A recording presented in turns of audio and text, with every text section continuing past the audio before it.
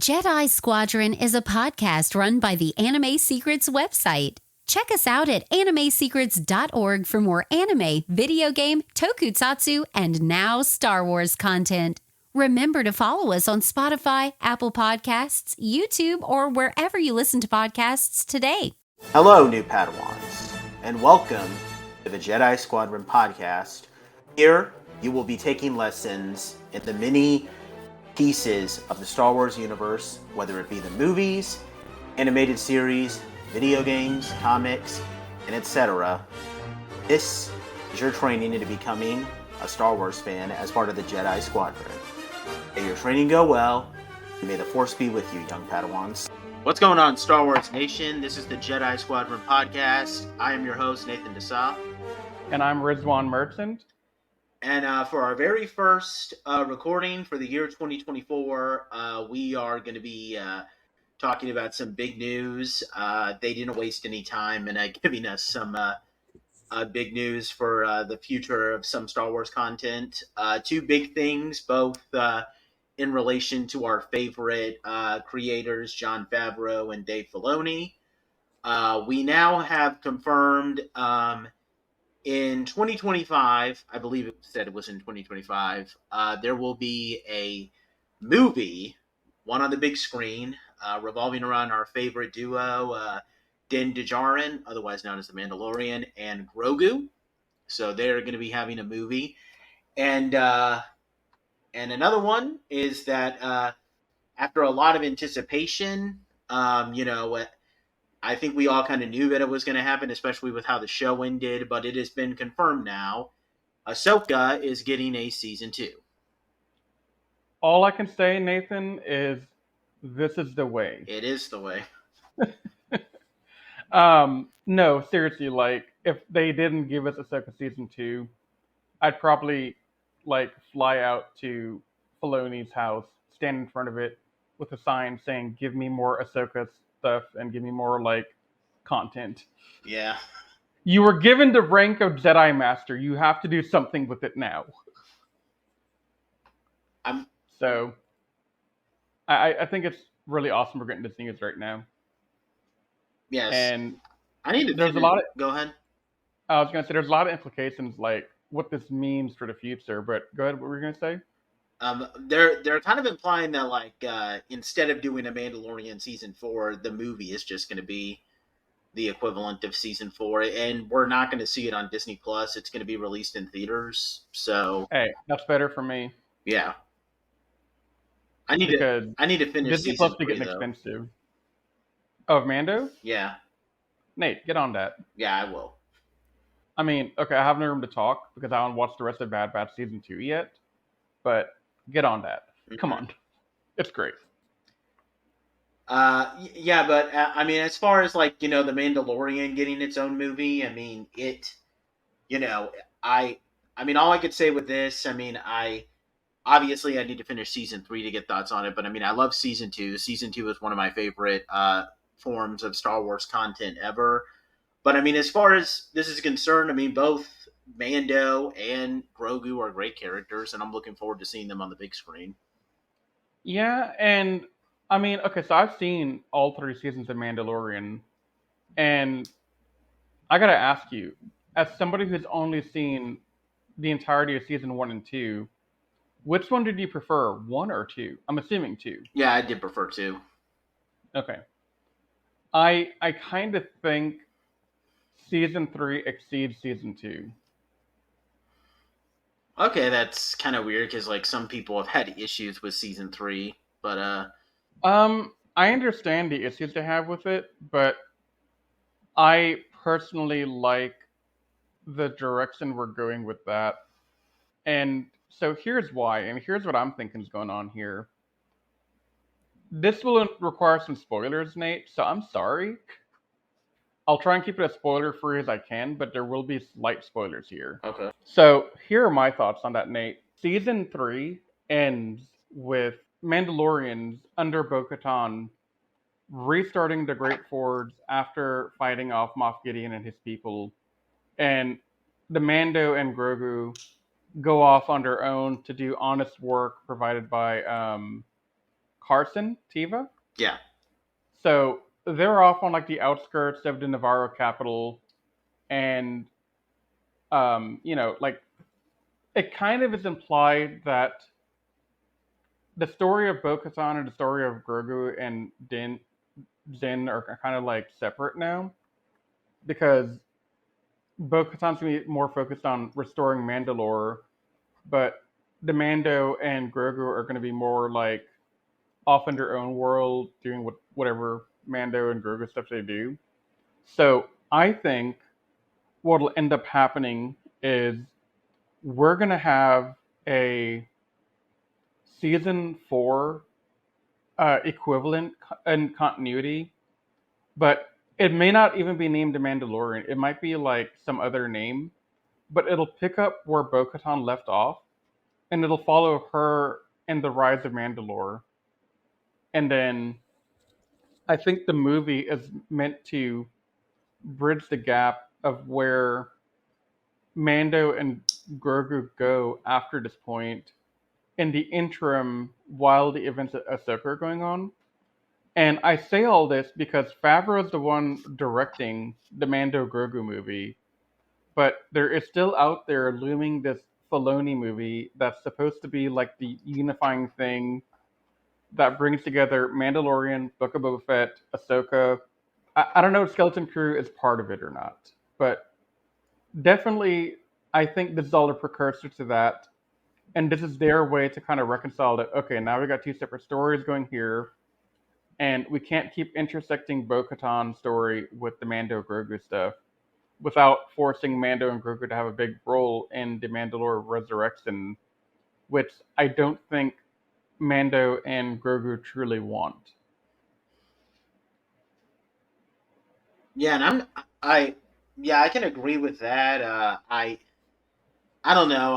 I just hope that the move, like, here's the thing. One of the reasons why I got kind of turned off from season 3, and I mean, I was still enjoying it, but I can't help, and I'm going to go into more detail on this when we review Book of Boba Fett, but Yeah. I can't help but just feel a little bothered by the fact that they reunited Mando and Grogu so fast. Like, I mean, especially without, like, I was honest to God, not just because Luke was in that scene, but like when Din takes off his helmet and like bids farewell to Grogu, like I was honest to God crying when I watched that. Like it was Dude, really heartfelt. And the ending of season 2, I don't know, I think I've said this in a previous podcast on this podcast. I don't remember anymore, but I'm going to restate it because it's important. When that season 2 finale was going on, and we see this dark cloaked figure walking down those halls, all I could think was, this better be freaking Luke. and This has to be Luke Skywalker. yeah, Can this be Luke Skywalker? And I'm like, oh my god, it is Luke Skywalker. And then, I don't know, it just ended so well. And it opened a door to some interesting possibilities, which can still happen in the reverse of what I originally expected. So, what I expected was Grogu to go through his training with Luke and get far enough along to be quote unquote graduated into like a Jedi Knight classification, and then reunite with Mando and learn more Mandalorian customs and kind of implement the two traditions into being his own person. But instead, I think what we're going to end up getting is Grogu embracing the Mandalorian side first, and possibly in later life, he'll pick up a lightsaber and do the same thing. I'm hoping that that'll become the case. Because I don't know, Well, if they do that, then I'll forgive how they kind of did the reunion. I mean, I knew that they were going to reunite. I kind of wish though that they just kept the Book of Boba Fett, like to the Book of Boba Fett. focusing on Boba Fett, and then have like the entirety of season 3 revolving around Mando and Bo-Katan doing their own thing, and then maybe he reunites with Grogu like at the end of season 3. Like Yeah. that's honestly how I wish they did that. No, I definitely agree. Like, I like I like the Book of Boba Fett a lot, right? But well, I like parts of it a lot, and the parts of it I like are season 2.5 of Mandalorian. Yeah. But by doing what they did, they really diminished the story of Boba Fett, and that's kind of tragic because when you really think about it, he's such a hyped up character for like well over like the last 30 something years, maybe 40 years. And people keep like saying, "Oh, well, what about Boba Fett?" Because even back then, like Return of the Jedi, he's just like a one-off character with like what 2 minutes of screen time, and people are going crazy about him. Mm-hmm. And they finally give him a chance to have his own story and kind of expand on what we kind of got into Clone Wars, get what we kind of knew from the books and all that, and give him like real screen time.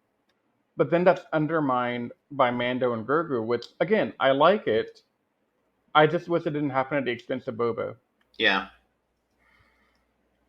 I mean, aside from the Mandalorian stuff, the only thing that I mean, the main reason why I give Book of Boba Fett and my permission to exist, and I'll talk more about this, is there's some cool novelty to seeing Cad Bane in live action. I'll be Yeah, honest, but but yeah, but to kind of go back to like what the Mandalorian movie is doing, I just hope like I mean, if this movie does a good job, I maybe it'll make season 3 because I was enjoying season 3 for what it was, and hopefully when I finish it, I'll have the same feelings as you. But I just hope that it can kind of reconcile some of the issues that I have with the sequence of events in with the story of the Mandalorian. yeah. I can't answer if you will or will not. But all I'll say is if you're a person who was looking for more Mandalore content, like the history of Mandalore, and, you know, restoring the Mandalorians to their proper home, then season 3 will resonate with you. But if you're more into this stuff because of Mando and Grogu, you might feel a little disappointed, in my opinion. Yeah. So it just kind of depends on how you look at it. Because I like the Mandalorian stuff we got in Clone Wars. I thought that was some really fun like history.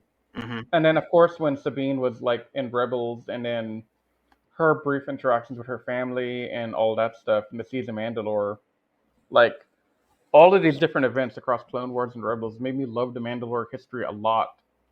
And I wish we had more of it in current canon.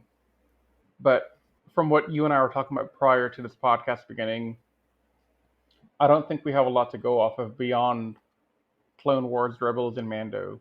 I mean, I know, and again, I don't know when this is going to be released or not, but they are going to be doing. I think they've confirmed that they're making a Knights of the Old Republic two. No, a Knights of the Old Republic remake with it fitting Yeah, into canon. they are. And we already know that it's canon because the book that I read, Shadows of the Sith, specifically mentions Darth Revan. So Darth Revan is canon. So Really? yeah, uh, Dude, I didn't know yeah. that. You remember that the Sith Eternal that they Yeah, talk yeah, about? One of the Sith that they mention by name that they worship is Darth Revan. So yeah. Revan is canon. So hopefully if they like bring in that video game, like they'll bring in that ancient history of the Mandalorians because in like I don't think it would be in the High Republic because the High Republic to my knowledge is supposed to take place like 300 100 to 300 years before the time of the prequels and original trilogy, but I thought it was like thousands of years prior. well, that's where the Knights of the Old Republic takes place. The original game was set. The original game, to my knowledge, was supposed to take place. It was either 3,000 or 4,000 years prior to A New Hope. My brain So, tells me 3,000. so I mean, maybe if they like do that type of thing, and I don't know everything about the Mandalorian Wars. There might be a comic or something like that, but it's referenced heavily in both the both the video games. In fact, one of the playable characters, Canderous Ordo, is a Mandalorian who Mm-hmm. he's a companion of your OC that you can play as. He has it, and he literally runs around only wearing his Mandalorian armor. You literally can't take it off him in the second game. Yeah. So maybe they'll try to bring in that and maybe they base it off of like maybe their ideology kind of led to I can't remember what the guy's name is. He's the guy who we see him in Clone Wars who was opposing Satine's rule.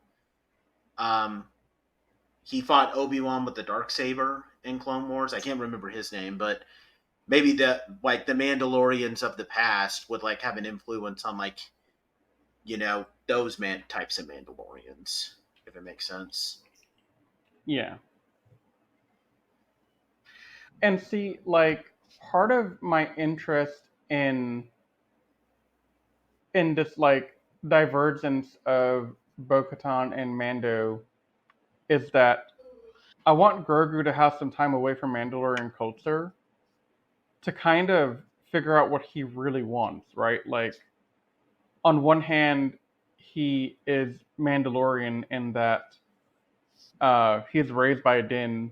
On the other hand, he has a lot of connection to the Force, and with the Darksaber's demise at the end of season 3, um, kind of makes me wonder if Grogu will ever go on a quest or a journey to find whatever like black kyber crystal or dark kyber crystal. I don't know what it is that they use to make the dark saber. I'm assuming it's like a black kyber crystal though, Yeah.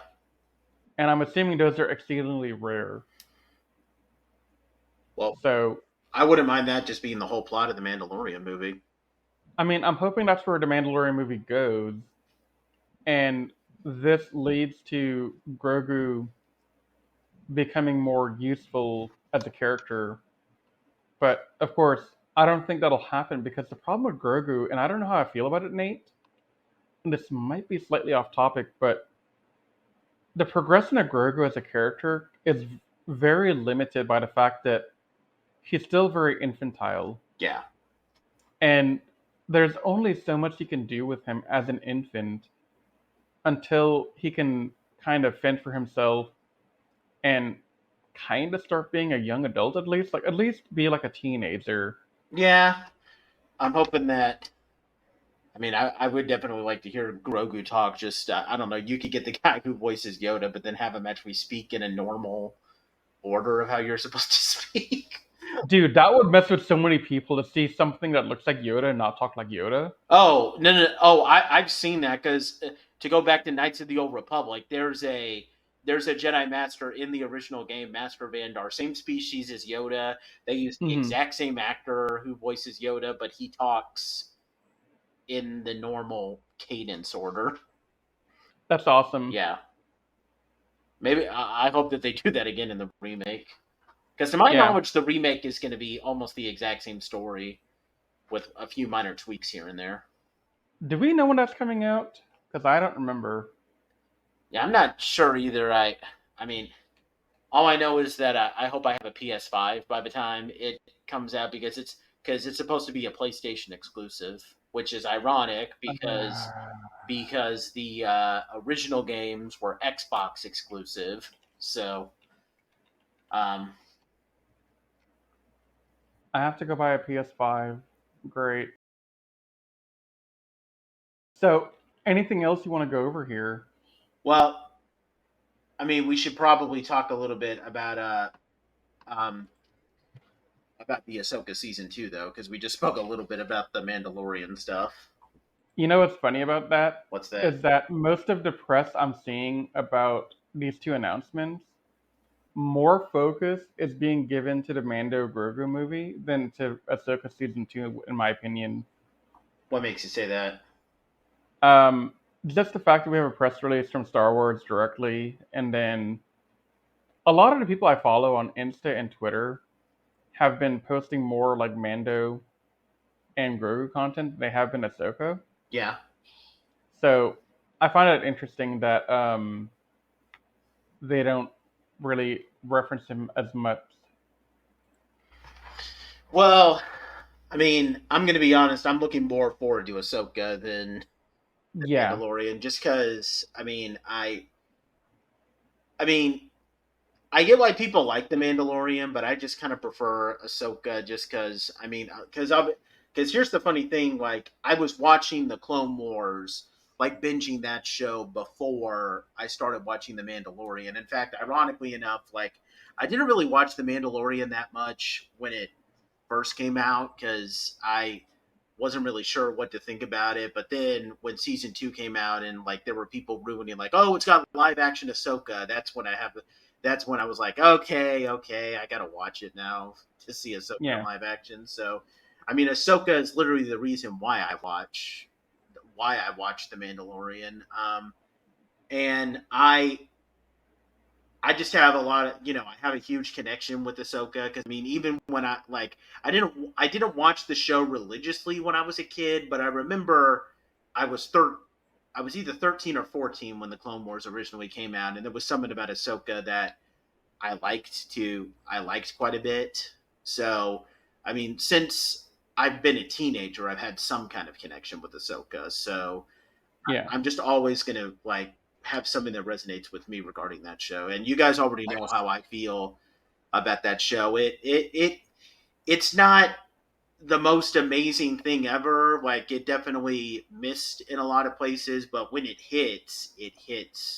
The Ahsoka TV show? Yeah, yeah, and I'm not even Yeah. and it's definitely not I'm not going to say when it's good and when it's bad it's horrible because when it's bad it's got issues, but I mean I can ignore it, but I mean, the issues are pretty minimal in my opinion. yeah. Like, yeah, there's a couple of things that I wish they'd done more of, but overall, I mean, I think it hit the beats that it needed to. The only thing that I'm gonna request for season two is that like I get like I first of all it sucks that we didn't get finality with Balin in the last episode before Ray Stevenson died.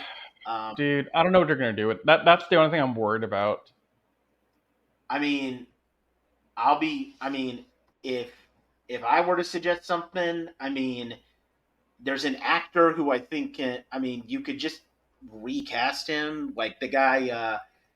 People have been saying this, and I actually kind of support it. Liev Schreiber, the guy who plays Sabretooth in the X Men Origins Wolverine movie, he looked Dude, slightly younger than Ray Stevenson would be, but if you just add some silver to his hair and have him grow his beard out and add some silver to that, I mean, he could pass it off pretty decently. I mean, I would be even okay. I hope they don't do this. So, if you're from Lucasfilms and you're listening to this somehow, please do not take this idea and use it because I don't want it to happen, but I think it could happen. Is that they could have an off-screen thing happen to Balin to where he's horribly injured and disfigured, and he gets a Vader like esque armor or outfit that maybe hides his disfigured face or something. So that way you could recast him.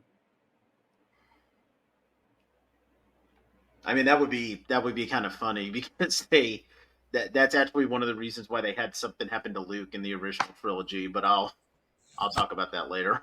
Um, When we get to the original trilogy podcast. yeah, most people who know like the history about like something that happened with Mark Hamill after the Mhm. original movie, they'll know what I'm talking about. But I'll save that for when we get to uh, The Empire Strikes Back. Um, but yeah, I mean, me personally, I mean, I think Leif Schreiber is a good actor. So Yeah. even if I mean I know people don't like X Men Origins Wolverine, I don't either, but I think that he played Sabretooth pretty good. I think he could do Balin Skull pretty. I don't know. It's just because Balin is such an interesting character, but to just have him be written off and like just forgotten like Cara Dune, that would just be insulting. I know people don't like the Cara Dune is gone because he got canceled or whatever, but she was a somewhat significant character in the Mando story, but she wasn't like essential. And it's very possible that she's kind of wandered off and is having her own side adventure elsewhere in the universe, right? Like we don't have to see everything that happens to her. Mm-hmm. So I'm okay with that. But that's the only thing I'm gonna say about Ahsoka with season 2. I hope that they keep Balin there, because that's the major thing, of course. Since unfortunately Ray Stevenson isn't with us anymore. Yeah. Other than that, I mean, I I'm really frustrated that they didn't do this in season 1. Can we get some more flashbacks? And can you please, for the love of God, have Tamora Morrison play Rex, but don't just have him be in his suit. Have him take his damn helmet off. Damn it! Why didn't he do that during the Siege of Mandalore thing? And he was Dude, there because you can hear his voice as Rex, and we've seen him in the Book of Boba Fett. I know I sound like a broken record because I've said this in like almost every podcast, but let me tell you this: he's bald. He can literally play Rex now. also, yes, he's bald, but he's also the frickin' clone. He's the OG clone that started all this crap. Yes. Well, Django is, but you get the point. Oh, and it doesn't even have to be in a flashback. I mean, you could give him a. I mean, I've never seen him with a beard, but like you could like maybe add a beard to him, and he can still play Rex as Rex would Dude, be. that's easy. Just give him like either make him grow a beard if he's incapable of growing a proper beard. I mean, look, Hollywood magic, they can work some magic there and make it happen, all right? Not a big deal. Yeah, I mean, he loves doing Star Wars stuff. So, Yeah. by the way, I know this is a kind of an unrelated thing, but if there's one positive thing that the Book of Boba Fett did for him, he actually said this too. He actually ad libbed that line like a bantha when he's teaching the Tusken Raiders how to do it. But that's actually the best thing ever, because in the past, every time he's gone to cons and he's signed photos, he has to say the line that he's had to write the line, "I'm just a simple man trying to make my way in the universe." But now people ask him to write like a bantha. Like a bantha is much more easier to write constantly than saying, "I'm just a simple man trying to make my way in the universe." Yeah. Yeah, that line that he ad libbed is probably the best thing that's ever happened to him. Can we just like get him at a convention so we can go meet him? Yeah, I totally want to meet him. Hey, Ranger, stop. Can you make my life easier and just have all my Star Wars actors come there too?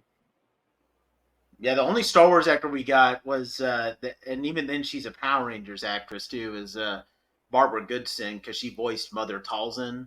So, Yeah. but Very interesting that this lady voices two galactic space witches. yeah, She has a type. I also wouldn't mind at least one flashback. I mean, and this is assuming that they bring back Hera. Like, I would like to have at least a flashback, so because we've seen live action Zeb. I know I'm not that far, but I mean it got spoiled. I mean, live action Zeb is in Mandalorian season 3, and then we see pretty much the entire rest of the cast in Ahsoka. We've seen Sabine, we've seen live action Ezra, we've seen live action Hera, we've seen live action Chopper.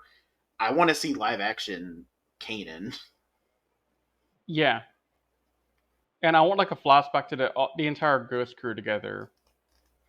And either that or have Ahsoka encounter Kanan in the World Between Worlds, because I feel like the World Between Worlds would have to play a huge part in the next season. Yeah.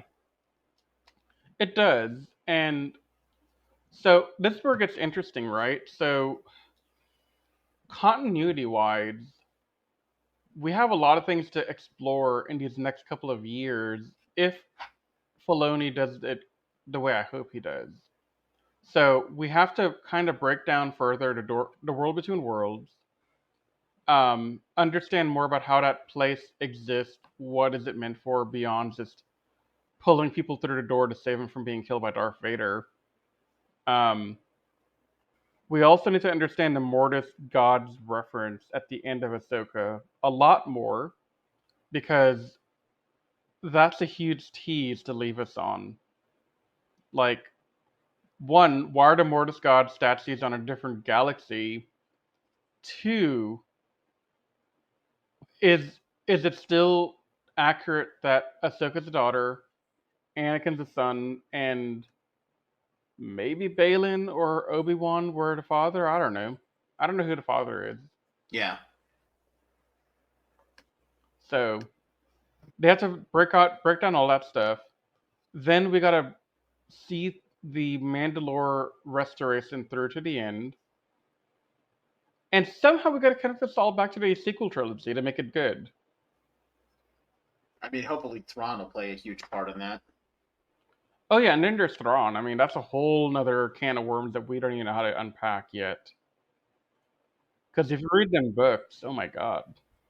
I mean, in all honesty, like, I mean, if they start going the route of like the Thrawn trilogy, where you know, they decide to like adapt like I'm talking about the original Legends Thrawn trilogy. Yeah. I mean, if they do that, but you know, instead of having our OG characters, you know, we maybe they could play a little bit of part of it, but you know, we have Ahsoka, Ezra, Sabine, and blah blah blah. I mean, I would be perfectly fine with that. Well, the problem with that is Thrawn reappears in the main canon universe prior to the events of the sequel trilogy. So that begs the question of where was he during the events of Rey and all the others? Unless he, Which makes me think he's defeated beforehand, yeah, which would ruin another idea of mine to have Rey and Thrawn have like some kind of back and forth in that Rey movie that's coming out at some point. I don't know. There are some people who are speculating, and maybe you know, with the Mortis gods, you know, kind of playing a bigger part. They're trying to imply like some people, and granted, these are just theories, and this could end up being completely, you know, irrelevant. But like, they're hinting that like for this new Ray trilogy, or it's either a movie or a trilogy, I don't know, but they want they want the main antagonist to be Abeloth, which Yeah.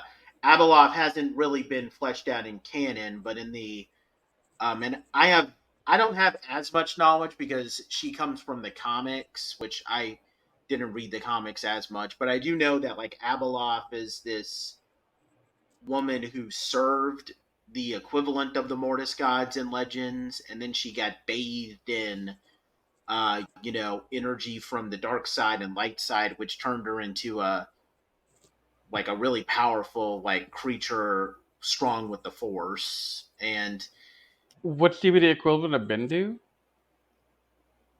probably even stronger, like more powerful than Bindu. The Well, way I they mean, did yeah, it. but in the same vein of like how Bendu is extremely powerful. Yeah, someone like that. I need to do a little bit more research on Abeloth, but I mean, if they go the same route here, I mean, well, first of all, I mean, she is a powerful enough. She's powerful enough to like justify being like the main villain and mastermind behind a trilogy in Star Yeah. Wars. So I don't know. We'll just have to see. I feel like you know that this all this Filoni stuff is not just going to try and fix the sequel trilogy, but it might also be trying to set the stage for Ray's new trilogy to come out. Well, if they make a Rey trilogy, you mean, but my problem is I kind of wish that Thrawn didn't escape at the end of season 1 because then we could say, okay, Thrawn doesn't come back with Ahsoka and the rest of them for a couple of years, and that'll allow the First Order to do its thing, Rey to do her thing, and Kylo Ren to do his thing, and then all that's over, and oh look, Thrawn's back. But this kind of implies to me that Thrawn has to die or be defeated in some way and put like in a prison cell or something prior to the events of the sequel trilogy. I kind of hope he is killed because if he's put back in a jail, then it's kind of like a repeat of him going to the other galaxy type thing, you know? Yeah, And I don't want to have a repeat. I want to have something new happen to him. But a big part of me doesn't want him to die. He's such a fantastic character. Yeah, it's going to be pretty interesting to see how they handle getting rid of Thrawn, or how they handle just Thrawn in general. Yeah, I mean, I know you haven't read the books yet, but that second book, man, it's very interesting to see more of Thrawn's like mind at work in written text. Yeah. Because that's the thing I like about the book. I don't know if we really hit that home in the first review we did, Nate, but the thing I love the most about the Thrawn novels is we get an inside look into how Thrawn's brain kind of works. Yeah, and I mean, I've got a taste of that in the first book. Yeah, and it's definitely it's something I see in the first book, and I think it carries over into the second. Not sure if it carries into the third because I still have to finish the second, but yeah. Yeah. But yeah, I mean, I'm looking forward to both these projects, honestly. I mean, Yeah, I just want like more info on what is the grand plan here. Like, at least tell us. Like, they don't have to tell us what are their plots going to be, but at least tell us in like a chronological order when are all these things set to happen in relation to the current milestones we know in history. Most importantly, the sequel trilogy. yeah. Because we're building up to the sequel trilogy slowly but surely, and the only data point we have beyond this before it is Resistance, which none of us have watched. Not even John has watched it. Oh, man. Okay, that's interesting. Well, maybe he's watched it. I gotta ask him, but last I talked to him, he hadn't watched it.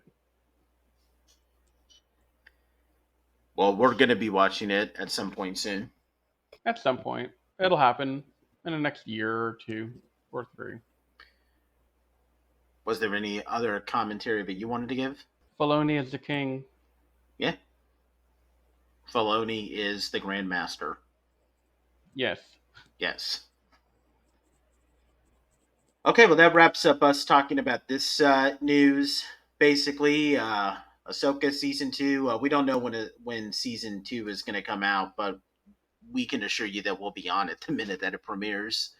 Yeah. And we'll definitely be seeing the Mandalorian movie when it comes out in 2025 next year. It might be even 2024, depending on how quick the production happens, because they say that filming and production begins this year, right? I think so. Yeah, so The Mandalorian Grogu will go into production in 2024, as per the StarWars.com article. Okay.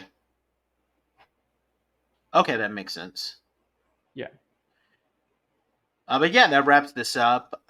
Just a little bit of a, kind of an update for people who are curious about what we're going to be doing. We are going to be doing the original trilogy. We're going to be, and then, followed by, the prequels and the Clone Wars related stuff. I do have some novel reviews backlog for you guys, and I'll be trying to do some other ones. Unfortunately, my flash drive with the notes that I had for some of my novel reviews got fried, but I'm trying to get those fixed up so I can do some more for you guys. And I'm gonna be I kind of got a little bit behind with reading The Princess and the Scoundrel, so I'm either going to try to restart that, or I might actually start reading the High Republic novels, honestly, because I keep hearing a lot of good stuff from about those novels from Star Wars Explained and his wife, so I'm just kind of feel like I'm missing a lot of stuff out on that. By the way, I was interested in that as well, actually, the High Republic stuff. By the way, there's my obligatory mentioning Star Wars Explained in this podcast. Hey, Star Wars Explained, join us one day, please. Yeah. Sorry, I just really look up to Star Wars Explained. He's awesome. He's a good content creator. I mean, you have good reason to look up to him. Yeah. And then I will be trying to finish off the Thrawn book, the second one in the first trilogy of the new canon. Also, Nate, I promise I'm going to try and beat Fallen Order this year. Cool. So, yeah, because I want to see how that all fits in as well now. Yeah. And I've heard Survivor is fantastic. Yeah, I've been hearing good things about Survivor. So, Yeah, we need to get on top of these video games somehow and review them as well and talk about them. Yep. But yeah, so our next big review is going to be on the original trilogy, movie by movie. We hope you guys will join us for that. If you're watching this on YouTube, please like this video, subscribe. If you're not already subscribed, leave a comment down below with anything you'd like for us to cover or any questions, and we'll be sure to answer or address those. If you're listening to us on Spotify or iTunes, you can reach out to us on our website, animesecrets.org, where we also do our animated classified and Toku Secrets podcasts. You can leave us commentary there. Leave us a rating out of 5 stars on iTunes. You can check us out on our social media pages on Facebook, Instagram, and Twitter for Anime Secrets. And that about wraps this up. Once again, we thank you guys so much for taking the time to listen to the Jedi Squadron podcast. And we'll see you guys next time when we begin taking a look at this original trilogy. But until that time, you guys stay safe. We all love you, and may the Force be with you.